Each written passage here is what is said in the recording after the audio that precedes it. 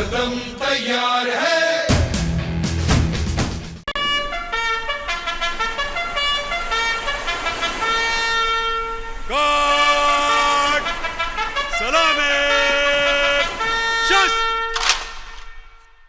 हरदम तैयार है। My news channel ABP news is sir very excited. हमारे न्यूज़ रूम में हर एक लोग बहुत ज़्यादा एक्साइटेड हैं कि आज इंडियन नेवी चीफ हमारे न्यूज़ रूम में आएंगे। आपके मन में भी काफ़ी कुछ होगा, क्या कुछ हम करेंगे वहाँ पर? एबीपी न्यूज़ तो सबसे बड़ा न्यूज़ चैनल है और मुझे बहुत खुशी है कि आपके साथ इस इंटरव्यू में आ सकता हूँ। चलिए शुरू करते हैं और एबीपी न्यूज़ रूम में चलते हैं। Indian navy the game changer episode की शुरुआत करते हैं।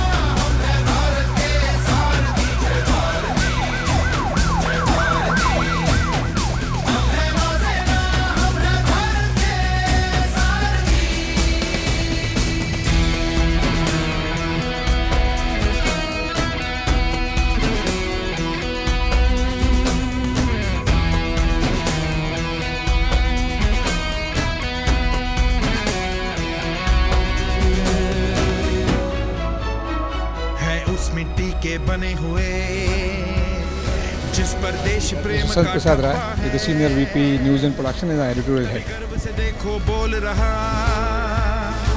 सागर का चप्पा चप्पा है, दुश्मन के लिए हम वार हैं।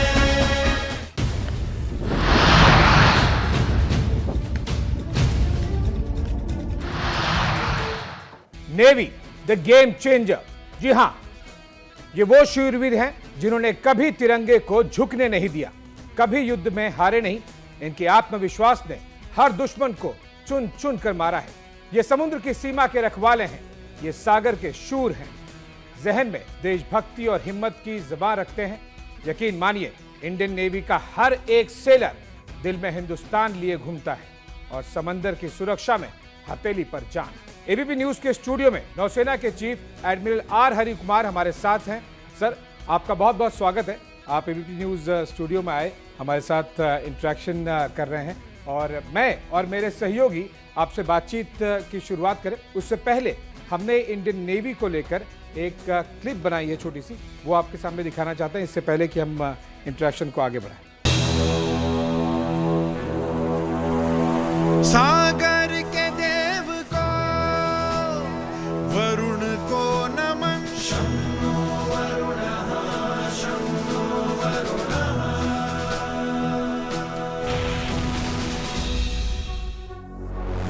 भारतीय नौसेना देश की आन बान और शान है।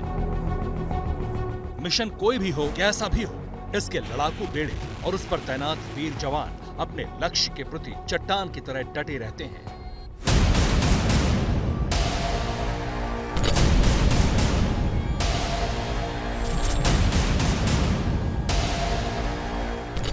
और विजय प्राप्त होने तक समर्पित भी। चाहे तूफानी समुद्र हो, आकाश की अनंत ऊंचाई हो या सतह के नीचे अथाह गहराई, जितनी कठिन चुनौती होती है, भारतीय नौसेना का जवान उतनी ही शिद्दत से अपने आप को युद्ध के लिए परिपक्व करता है। जवानों के दृढ़ निश्चय और प्रबल राष्ट्र प्रेम के आगे सभी दुश्मन सिर झुकाने और हथियार डालने को मजबूर हो जाते हैं। देश के लिए जवानी न्यौछावर करने को तैयार जांबाज जवानों के लिए भारतीय नौसेना उनकी मां जैसी होती है, जो हर वक्त एक जांबाज के सभी सुख सुविधाओं के साथ पूरा ख्याल रखती है। भारतीय नौसेना का हर एक हिंदुस्तानी से वादा कि देश के तटों पर दुश्मनों को टिकने नहीं देंगे, उन्हें हमेशा दूर रखेंगे, समंदर की सुरक्षा मरते दम तक करेंगे। नौ सैनिकों के दृढ़ निश्चय और अपार शक्ति का ही परिणाम है कि दुश्मन नजदीक आने से भी थर्राता है। दुश्मनों का काल बनकर टूटने वाले नौसेना को admiral R Hari Kumar lead कर रहे हैं। 1 जनवरी 1983 को कमीशन हुए एडमिरल हरि कुमार का नेवी में करीब 40 साल का एक्सपीरियंस है। एडमिरल आर हरि कुमार ने INS Nishank, missile corvette, INS Kora और guided missile destroyer INS Ranvir की कमान संभाली है। इन्होंने भारतीय नौसेना के विमानवाहक पोत आईएनएस विराट की कमान भी संभाली। एडमिरल आर हरिकुमार को परम विशिष्ट सेवा मेडल, अति विशिष्ट सेवा मेडल और विशिष्ट सेवा मेडल से अलंकृत किया गया है। 30 नवंबर 2021 की वो तस्वीर देश के बच्चे बच्चे के जहन में उतर चुकी है, जब नेवी चीफ बनने के बाद सबसे पहले मां के पैर छुए, आशीर्वाद लिए, मां ने सीने पर लगे मेडल को चूमा। इसी रोज एडमिरल ने हिंदुस्तान को वचन दिया कि नौसेना को नई ऊंचाइयों पर ले जाऊंगा। आज एबीपी न्यूज आपका बहुत बहुत स्वागत करता है। आई होप एडमिरल साहब आपको ये एक छोटी सी क्लिप एबीपी न्यूज़ ने जो इंट्रोडक्टरी बनाई है वो पसंद आई होगी।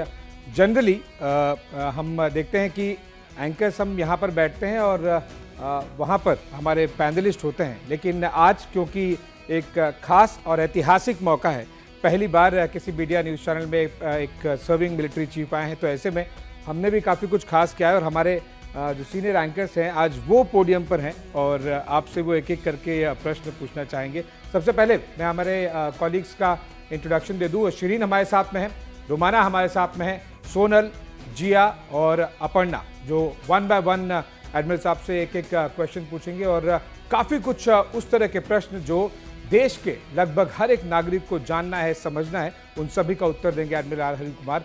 लेकिन सबसे पहले शुरुआत करते हैं ए फॉर अग्निवीर। एडमिरल साहब, मुझे याद है कि अग्निवीर, क्योंकि मैं पिछले कई सालों से आपके साथ इंटरेक्ट करता रहा हूं, तो अग्निवीर का ए तो आपने ही लिखा था। हमने ये स्कीम नेवी में चालू किया और उस अग्निवीर स्कीम में महिलाओं को भी शामिल किया। इसका इतना अच्छा रिस्पॉन्स था कि हमारा करीब 3000 का वैकेंसी था, 10 लाख से ऊपर एप्लीकेंट्स थे, उसमें से 80,000 से ऊपर महिलाएं थी।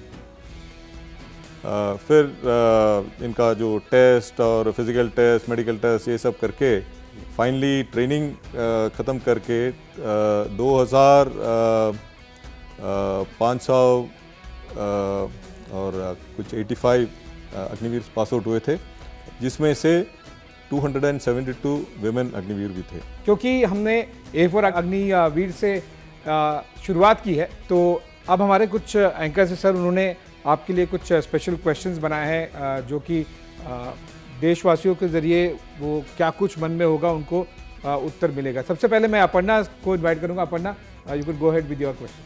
Sir, first of all it's an honour to have you in our studios. बहुत स्वागत करती हूँ आपका। और सर, सवाल की बात यह है कि मेरा सवाल ये है कि भारत सरकार ने आत्मनिर्भरता की जो पहल की है, उस पहल और राष्ट्र निर्माण में जो नौसेना है वो किस तरह से भागीदारी अपनी निभा रही है और उसकी भूमिका क्या है? तो देखिए, ये आर्म फोर्सेस का जो है सिर्फ सुरक्षा ही नहीं, देश की आकांक्षाओं का भी सोचना चाहिए। तो इसलिए हम नौसेना में हम जितने गवर्नमेंट ऑफ इंडिया के प्रोग्राम्स हैं और इनिशिएटिव्स हैं, उस पर हम लोग ध्यान देते हैं और उसमें मैक्सिमम कंप्लायंस और उसको आगे ले जाने का कोशिश करते हैं। हमारे प्रधानमंत्री जी ने बोला है कि 2047 तक हम एक डेवलप्ड नेशन बनेंगे, फुल्ली डेवलप्ड नेशन बनेंगे, और इसके लिए ये जो विजन है वो दिया हुआ है और पॉलिसीज़ और इनिशिएटिव्स सब गवर्नमेंट ऑफ इंडिया ने स्पेल आउट किया है। अब हर एक ऑर्गेनाइजेशन का जिम्मेदारी है कि you take on this policies and initiatives and try and fulfil it, ताकि as a nation we go forward. So we as a nation, we as a Navy have therefore taken upon ourselves to become an Atmanirbhar Navy by 2047. तो ये हमारा एक कोशिश है। अब हमारे पास सोनल की तरफ से कुछ क्वेश्चन है। Sonal, over to you. Sir, मेरा आपसे सवाल ये है कि क्या इंडियन नेवी के अंदर जेंडर न्यूट्रलिटी पॉसिबल है, और अगर है तो आपके हिसाब से वहाँ पे महिलाओं का भविष्य क्या है, उनका रोल क्या है? Firstly I must tell you कि जेंडर न्यूट्रलिटी तो भारतीय नौसेना में 100% पॉसिबल है और हम इसको इम्प्लीमेंट करने के लिए तैयार हैं और इसी डायरेक्शन में हम जा रहे हैं। आपको पता नहीं याद होगा कि हम ये तीनों सेनाओं में भारतीय नौसेना में सबसे पहले महिला ऑफिसर्स की अपॉइंटमेंट हुई थी, तो ये 1993 में। तो इसमें initially they were in logistics, education, in air traffic control, met and some few disciplines like that. तो उसके बाद धीरे धीरे ये बढ़ता गया. 2008 they became air operations officers on board aircraft, then they became pilots subsequently. और अभी we have removed all limitations. They can serve in all branches of the Navy, whichever they choose. All ranks, all roles. Fantastic scheme, sir. Yeah, that is every role is now open, and all ranks are they can achieve. अगला प्रश्न जिया. नमस्कार sir, बहुत स्वागत है आपका ABP news पर। और हम सभी बहुत सौभाग्यशाली हैं कि इतनी ज़रूरी बातें आपसे हमें सीधे जानने का आज मौका मिल रहा है। मेरा सवाल दरअसल ये है कि हिंद महासागर में इंडियन नेवी के जो जहाज हैं उनके डिप्लॉयमेंट के बारे में अगर आप हमें कुछ बताना चाहें। एग्जैक्ट लोकेशन मैं आपसे नहीं पूछ रही हूँ, लेकिन फिर भी हिंदुस्तान की जो समुद्री सीमाएं हैं उनकी रक्षा कैसे ये जहाज और जवान कर रहे हैं, और साथ ही दुश्मन उन जहाज़ों के नाम मात्र से कैसे कांप रहे हैं, including the pearl of string, उसके बारे में आप कुछ बताना चाहें।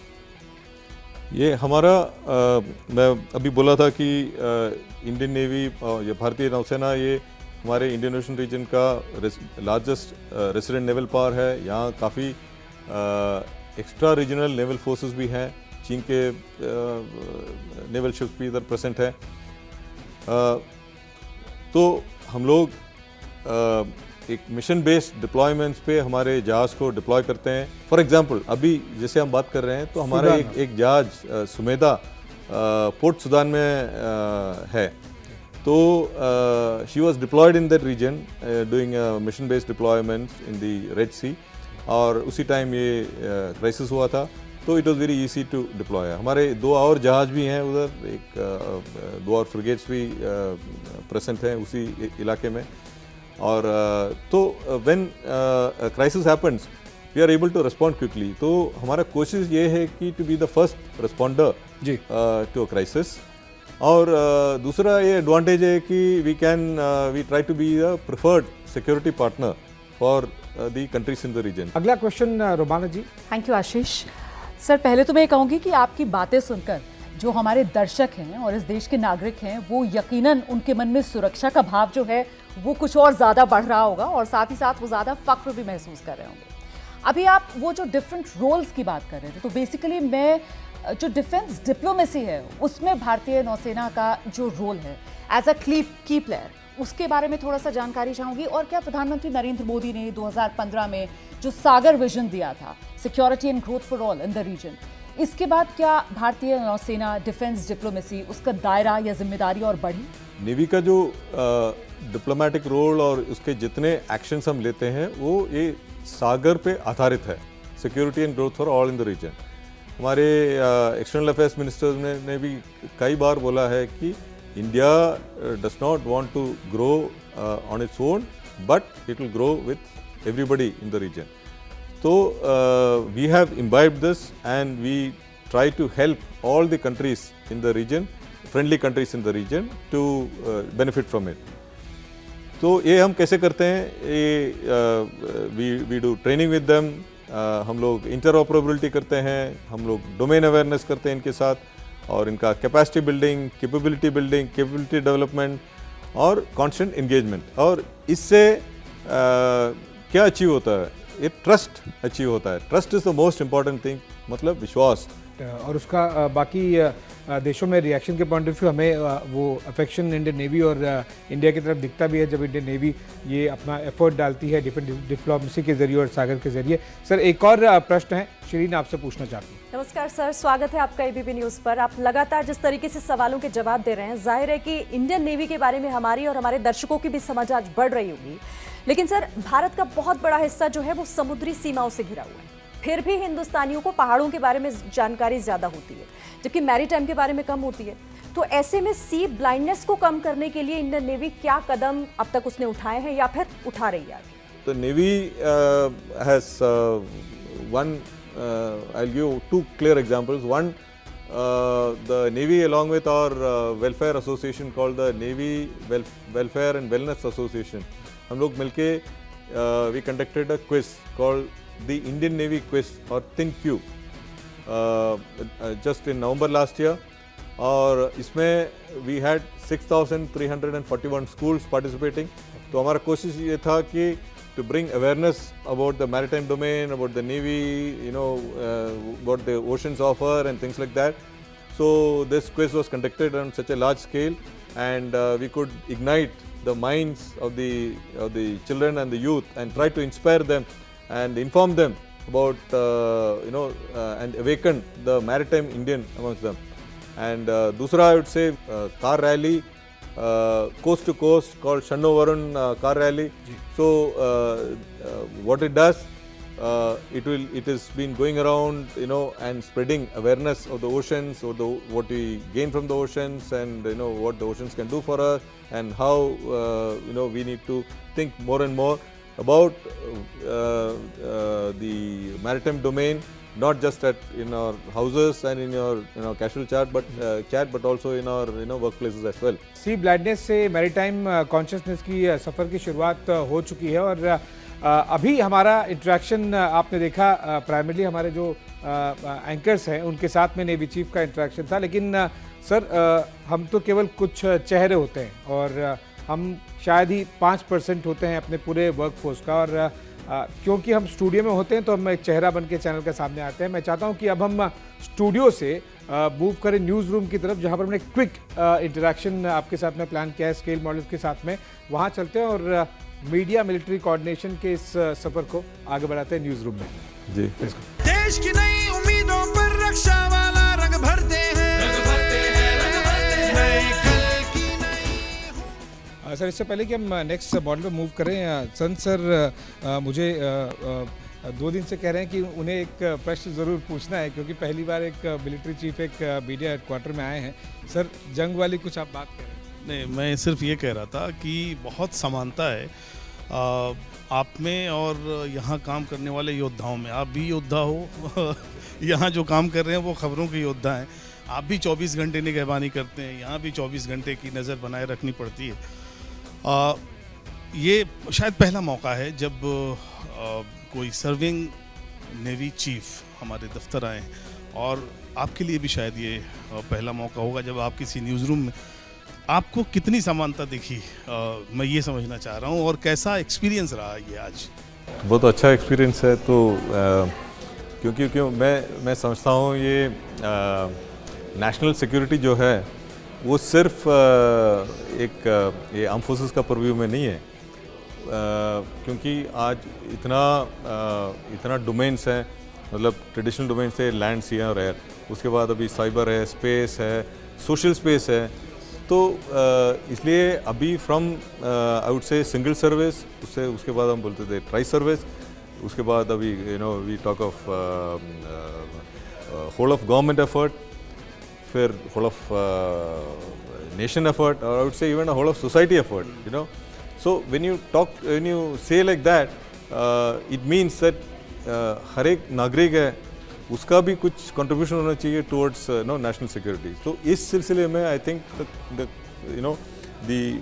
Media military cooperation and coordination का काफ़ी इम्पोर्टेंस है। And today we are talking of misinformation, disinformation, information warfare, तो इसमें मीडिया का काफ़ी इंपॉर्टेंट रोल है। सो इन अ सेंस आप भी एक वॉरियर हैं, albeit not in uniform. ये हमारे कमांडिंग ऑफिसर हैं। Sir, but quick this thing, क्योंकि सबमरीन्स को लेकर मेरे मन में हमेशा से क्वेश्चन रहा है, और सबमरीन पे सबसे इम्पोर्टेंट चीज़ जो मुझे पूछनी है सर, क्या हमें और भी सबमरीन कुछ और भी OFC पोर्ट्स पर अभी देखने मिलेंगे? अभी हमने देखा इंडोनेशिया में आपने अचानक से सबमरीन बाहर निकाल दी, कराची को भी लेकर इस तरह से आते रहता है कि वो बोलते हैं अरे हमारे सामने सबमरीन आप ले आए। तो सबमरीन को लेकर हम क्या कुछ आगे प्लान और एक्शन देखते हैं? Abhi, if you remember, we had a submarine, visiting Oman. Then we had a submarine visiting Indonesia. Uske baad one more submarine visiting Oman, and Salalah. So different, what we are trying to, and then we had a major exercise called Tropex, जहाँ जिसमें करीब 151 units participated, and covering a vast expansion of the Indian Ocean, करीब 21 million square miles was the area that was formed part of the operational area. बड़े operations में से एक है, काफ़ी बहुत ही बड़ा एरिया था. क्योंकि आपने सर वेपन फायरिंग की और ब्रह्मोस की बात की, तो ब्रह्मोस स्केल मॉडल भी हमारे पास में है, जो कि एक पोस्टर बॉय बन गया है इंडिया के एक्सपोर्ट का. ये दर्शकों के सामने हम ब्रह्मोस का स्केल मॉडल लेकर आते हैं ये. और मैं आपसे प्रश्न ब्रह्मोस से रिलेटेड इसलिए पूछना चाहूँगा क्योंकि single largest order Indian navy ने ब्रह्मोस को दे दिया, 200 plus BrahMos missiles, if I am not wrong. मतलब लगभग सारे इंडियन नेवी शिप्स पर आप लगाएंगे इसे. ये क्या, ये मतलब ये डिटरेंस है, ये रेंज बढ़ाना है, एक्सपोर्ट को सपोर्ट करना है, क्या है? नहीं, ये बहुत अच्छा मिसाइल है, मिसाइल सिस्टम है. तो हमारे पास एक मिक्स ऑफ मिसाइल्स थे पहले, इससे पहले. तो we have different types of missiles from Russia and other countries as well. तो इसमें अभी there are challenges when you have from different sources. Spares का problem, maintenance का problem, फिर reliability का problem है, lot of issues are there. और जब उसका aging हो जाता है तो फिर उसमें भी issues आ जाता है. So we have inducted BrahMos on many of our capital ships. इसका induction start हुआ था करीब 2004 या 5 से, और initially it was the inclined launcher, उसके बाद vertical launcher बना, and since then we have been happy with the performance. और ये मिसाइल जो है धीरे धीरे इसका इंडिजिनस कंटेंट भी बढ़ता गया और इसका रेंज भी बढ़ता गया.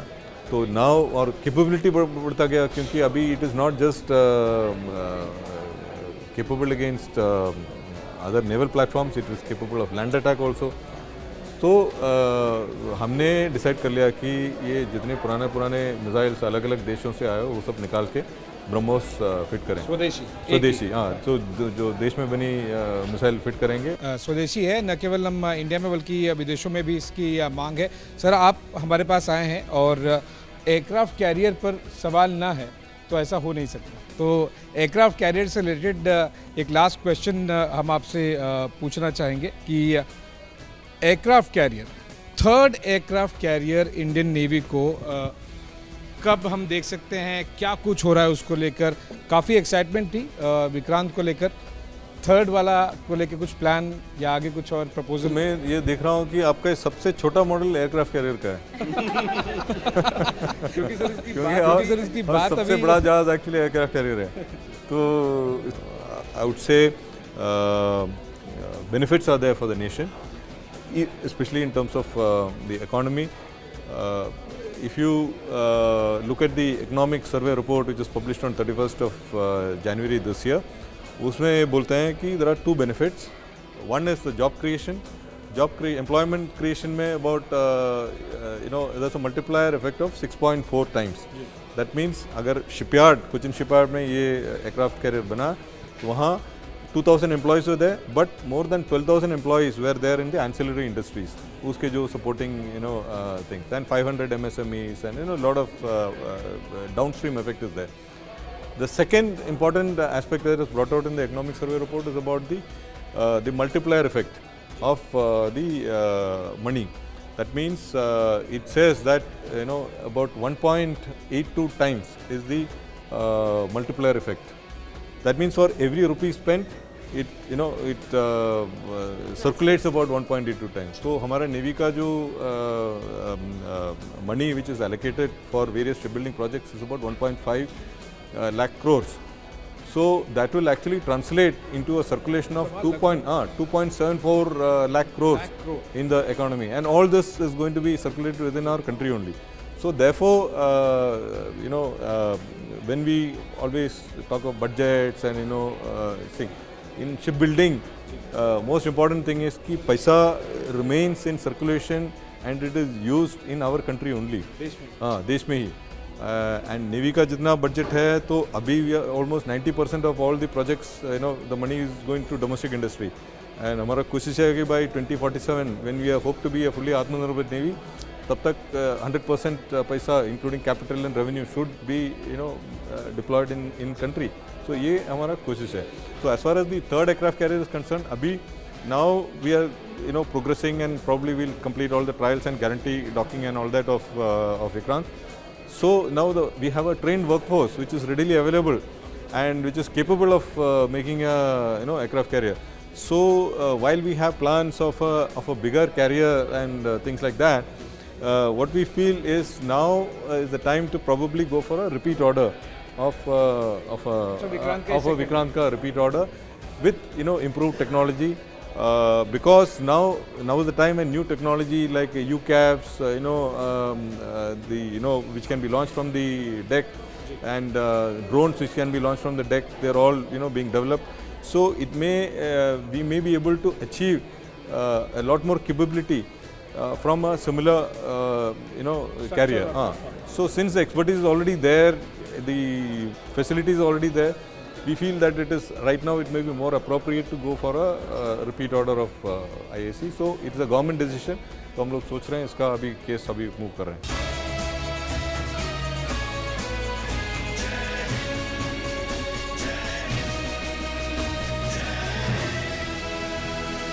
हरदम तैयार है